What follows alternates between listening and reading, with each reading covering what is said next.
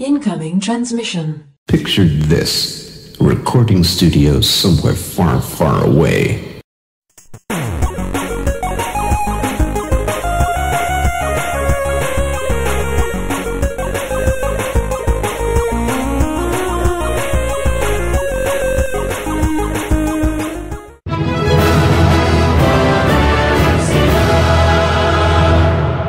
Welcome, Watchers of Illusion, to my Castle of Confusion. It's the 15th of October, and I'm looking at Treasure Island Dizzy on the Commodore 64.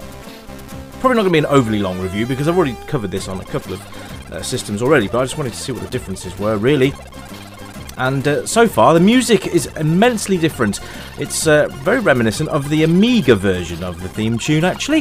Have to say, I've got to be honest, I do prefer the Spectrum and Amstrad versions of the theme tune.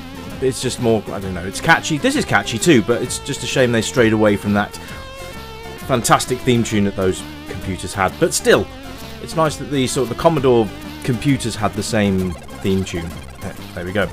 So yeah, you control Dizzy, as you can see here. You can see that it's not quite as vibrant as the Spectrum version, colour-wise. But everything seems to be exactly the same. Whether this was a port or not, or whether this was the original format, I can't remember. I know they did some Amstrad to Spectrum ports, but I'm not quite sure if this was the original version or not, unless this just got ported to the others. There is a Sinclair Abuser magazine in there, though. So there we are. Bit of a poke at the ZX Spectrum there. The coins all seem to be in exactly the same places. In fact, I think most objects are going to be in the same places as you found them in the other versions. You can see that Dizzy doesn't change colour as you walk in front of the scenery either. He stays a nice solid white, which is nice. All the traps and stuff are there as well, which is always nice to see. It's very smooth as well. Dizzy's animations are very cool, and very well. They're pretty much spot on to any of the versions you would have played. I'm going to ask you guys now, which version of Treasure Island Dizzy did you play back in the day? Was it the C64? Was it the Spectrum, the Amstrad, the Atari ST? I think there was even a version on the Amiga CD32, which is weird. There was an Amiga version as well, which I think was bundled in. I think, and it came as a standalone disc as well. There were quite a few of the Dizzy games that came standalone, and there were quite a few in compilations as well. So there we are. So we're looking for the snorkel, so we can get ourselves underwater in the first level area. So there we are. That's sorted. Now you can see the inventory system is intact, which is nice. All the puzzles will be there, like I said, and this is one of my favourite Dizzy games. It's very difficult just due to the fact that you have only one life to complete the entire game, and the way to complete that game is to collect 30 gold coins that are scattered around the island, as well as solving all the puzzles as well.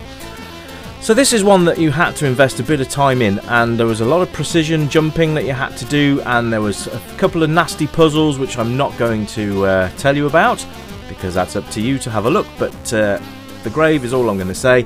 But those of you who have played Treasure Island Dizzy and completed it know exactly what I just said, and will be going, oh, I don't know, yeah, remember that. So there we are. You can change your inventory round by pressing the fire button several times. I'm playing this on a joystick, and basically there you go. So you have 3 items you can carry at any one time, same as the other games, which is nice. It's nice they implemented a storage system on this one, actually, so you can carry more than one item at a time. As the original Dizzy game, you could only carry one item at a time. So it's nice they expanded on that. There's a glass sword right there from I remember. There we go. So you'll find coins hidden behind plants, windows, tree trunks, and other such places. But I'm not going to tell you, because it's up to you to find out and complete the game for yourselves. Very satisfaction. You get a great sense of satisfaction when you complete this game, trust me. Because if you do it on one life, you are hardcore. I think I completed it twice on the Spectrum, and that was enough for me, really. But there you go.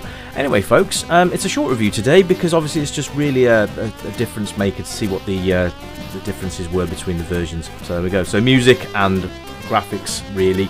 Other than that, it's not quite as vibrant as the Specky version, or the Amstrad version, unfortunately, but it's still very cool. So thank you very much for tuning in.